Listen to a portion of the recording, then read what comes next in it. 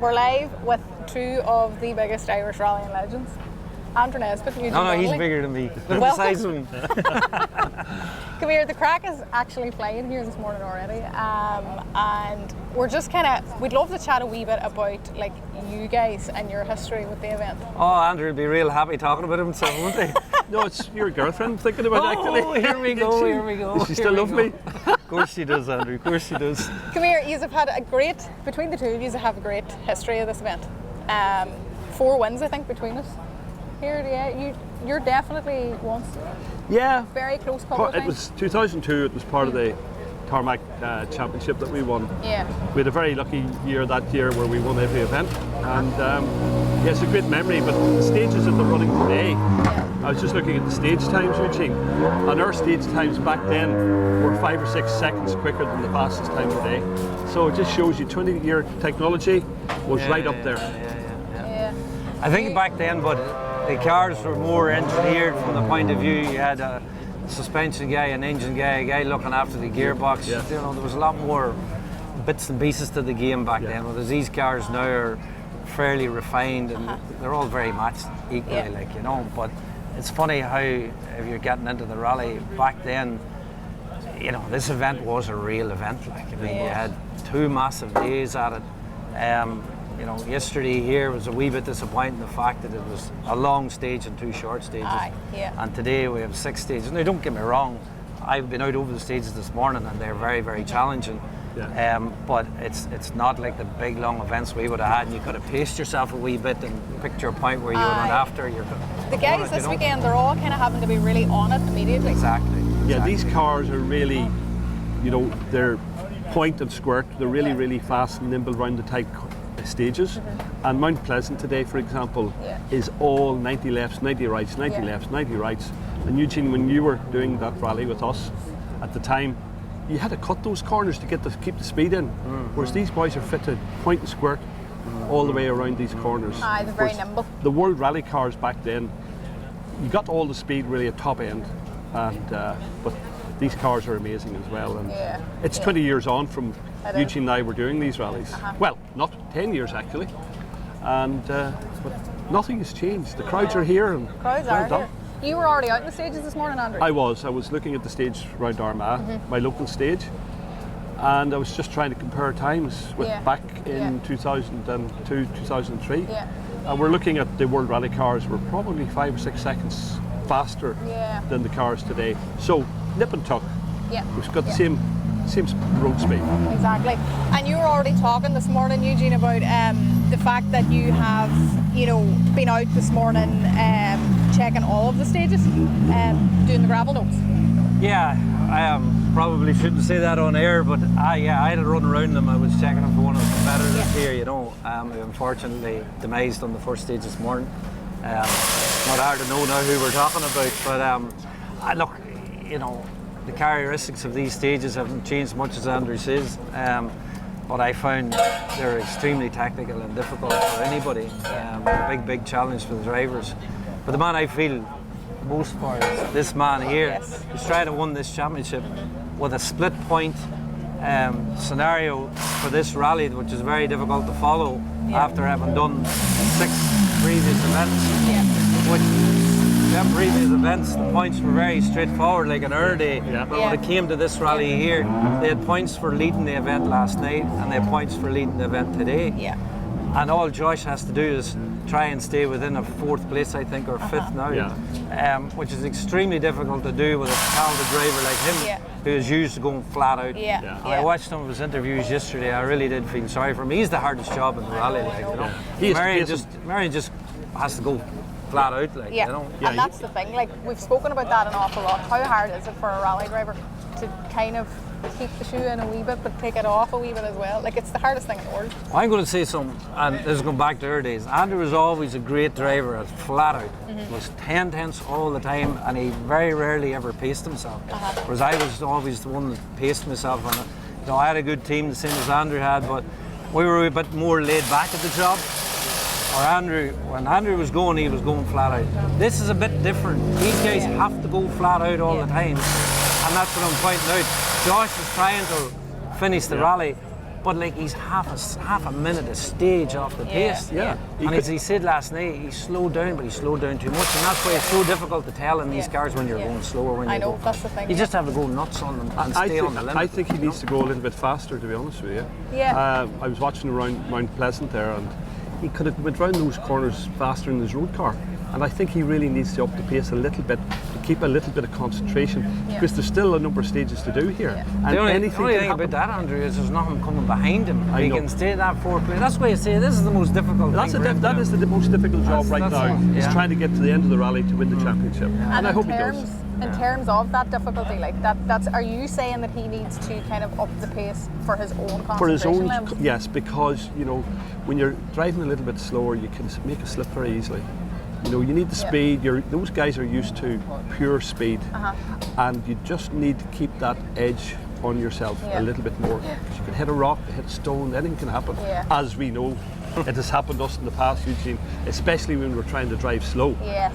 I'm just a better slow driver than he was. You were a very good pace driver, Eugene. You were actually very good in your day. Actually, I respect that. Yeah. You were a very good second. Thanks for that, Andrew. Yeah. He's very kind, isn't he? Very kind, very good, very good. You can imagine the conversations we used to have when we were trying to battle for the ones of these rallies. I'd say the conversations at the beginning of those stages. I think everybody should know we're actually the best of friends. Absolutely. And he and I needed each other, along with the late Bertie Fisher and Austin McHale and Derek McGarty and the Bolins, all of these guys in the World Rally cars back then. We needed each other to set the pace. Well, that's what I was going to say. Would it be fair to say that you all made each other better drivers? That's what competition is about. Like your opponent, you try to strive to beat him, and that's what takes you to a different level. And if there's nobody there to beat, go back to this situation. Like he's only man can beat him is himself. That's right. Because he's sitting there in a place where he knows that he needs to finish this rally, and it's sad that it's came to that because he's all the hard work done. Whereas when we were doing the championship, sometimes we had won by the penultimate round, and you could go to the last round or not go to it. You know yourself. You get that scenario the same as me. Which that's why I say it's difficult for him. I know. Many's the time we lost. Many's the time we lost the rally in the last stage. Well, this is it. And it's all down to concentration. But what I do want to say, I think Josh Moffat has driven the most fastest rallying I've ever seen this year and last year. He's on it. Every stage of every rally. In fact, I don't know how he can keep the pace up that he's doing in the Hyundai. It's amazing. And I would say that's not the newest cars. No. That car's now 3-year-old, So COVID has got in the middle of where everybody's at with the cars. But let's face it, as competitors, they'll be all in fresher cars. So you gotta, take your hat off to him. Now, don't get me wrong, he'll have it maintained to the highest and every latest development part will be on it, but it's still not a new car, So he's drove exceptionally well all year, and he does deserve. He's the national title won, but he does deserve the tarmac championship. He really in my view, anyway. And he has 3 more stages to go. I know. So and this is the thing, when we talk about those stages, like if we get into the nitty-gritty of the Ulster, we're talking about how difficult it is to keep your concentration driving at this pace. I mean, these stages are particularly tricky. I mean, the Ulster has always been Well, what's going to happen now in this last run, the rain has come down and the farmyards of the Ulster Rally just become a mud hole. Yes. And you're going to have a lot of mud. Are you trying to say the Ulster farmyards are shittier than anywhere else in the country, are you? Well, if you go I forgot you live up here, they probably are, aye. Well, if you go to the Lex, thank you very much. If you go to Killarney, the roads are clear. The only thing they have there is sheep. And Donegal, and Kerryman's going to love you now, yeah? No, but I'm not taking away from that. They most of the rally stages are way up in the hills, and they're much cleaner. We're out here today and yesterday. They're going around with slurry tankers, getting the. It's active farming. It's active farming roads they're on. Little tight roads with a lot of mud, a lot of water, and I can tell you there's going to be changes to this rally before the last stage. That rain is going to do its job. Yeah, and I mean, even if the rain stayed away, even if it dried up now completely, I mean, everything that the guys have done this morning is completely different to what they could see if the sun comes out. If that dries up, but it's not likely to. I don't think, knowing the time of year we're in and all the rest, the roads will stay wet. Nobody will take a chance, even if there is a glimmer of hope that the roads will dry out to change off the setup they're on. And if it starts to dry, then it is a different animal to drive because you're on wet tyres on a drying road. tires start to go off, and mistakes can be made on that side of it as much as when the roads are flooded with water. Yeah. So here it's a challenge all around. There's no two ways about it. We're and talking- as Andrew was pointing out, like Kerry, Donegal, Galway, all these big rallies around the rest of the country are all different terrains. Like Donegal is a very fast, open rally. Galway, you know, wide roads, shiny tar. This is more like laneways. Yes, yeah. The challenge of this rally is massive, Yeah, especially this in is and around this area. like you know. somebody's backyard, like farmyard. Kinda. Yeah. You're chatting about tyres there, and before we came on air, we were talking about your battle back in 2006, was it, or 7, with Chris Meek and tyres. How crucial tyres are. Yeah, to I this came to whole this setup. rally full of confidence, and You'd won Chris, it twice in a row, wasn't that it? I had won it in 5 and 6, Yes, and I came here with the latest Subaru on the latest Michelin tyre, and Chris rocked up in the Pirelli car, which, to be fair to Andrew, he was backed by Pirelli for a long time, and you know, we thought, you know, this is not going to be much of a challenge for us. We should be fit to beat him. I took off, and Pirelli had developed the tyre throughout that year, and this was the first rally they started using it on, and we had a damp start, and Michelin were just trailing as far as the tyre war was concerned, and like I just got cleaned on the rally no matter what I did, and as the rally dried out, they just got better. So I finished second behind him, I think maybe a minute and 20 seconds or something behind him, but it was the most frustrating Ulster rally I ever did, because I came confident that we could put in a good show. Now, I wasn't confident, I'm going to beat Chris Meek, but to get beat by a minute and 20 seconds, I was just devastated. And to totally go for the hat-trick as devastated. well, I'm sure that was in your mind. But those sort of things at the time never bothered me. I never really looked at them. When Andrew beat a rally, I always wanted to beat Andrew, and Andrew wanted to beat Eugene, me. Like, you why know, did you say that on air? he was the benchmark at the time. I would never you know. want to do that to you. I don't think any of the viewers listening here believes you, Andrew, so don't dig that whole lot. Anyway, But, I have to say, and I will say it publicly, without Eugene, Irish rallying would never have been the same. We had the best battles for probably 10 brilliant. years. Absolutely And brilliant. he got out of bed in the morning to beat me, and I got out of the bed in the morning to beat him. Make no mistake about that. But yet, you have to have someone to set the pace. Absolutely. And Eugene was a pace setter, along with a number of other people, and I just loved that. Yeah. So there was a window of 10 years in my life where it was amazing, and there was a window in Eugene's life of 10 years, and it was amazing also. So I congratulate him. Likewise, Andrew. Thank you, buddy. Thank you. Andrew, you're talking about pace setting. I mean, one of the questions coming through from the studio, they're dying to hear the answer to this. I mean, you set a tremendous record in Donegal one year with winning every race in the event. Do you think that will ever be done again in Irish rallying? Well, never say never. You know, it's there for everyone to beat. It was just one of those years that everything worked well with us. And, you know, several people have spoken to me about the 2 years that we won the championship. And it was full commitment. Like, there was no alcohol, there was early to bed, the food, diet was amazing, and there was a whole psychological part, sports psychology really, around it. And for me that was very important, and I did that for, you know, a number of years, but back in 2002, which was very special for me, myself and James, and the team, like, we had 25 people on our team. And just like today, we had people out doing weather notes, and then from a mechanics point of view, we had the tyre company, which was Pirelli at the time, and we also had 3 computers on the car, like we had a computer on the engine, a computer on the gearbox, and a computer on the diffs. Sorry, a 4th one on the suspension as well, in 2006 when the Mitsubishi arrived. So it was an amazing amount of technology to the cars. Fortunately for Irish rallying, these cars are probably a little bit cheaper, but equally fast, which is amazing. But then again, the technology has moved on in that period of time. So that's 15 years ago. And you speak about sports psychology. I mean, how important is that to be able to do what you were talking about?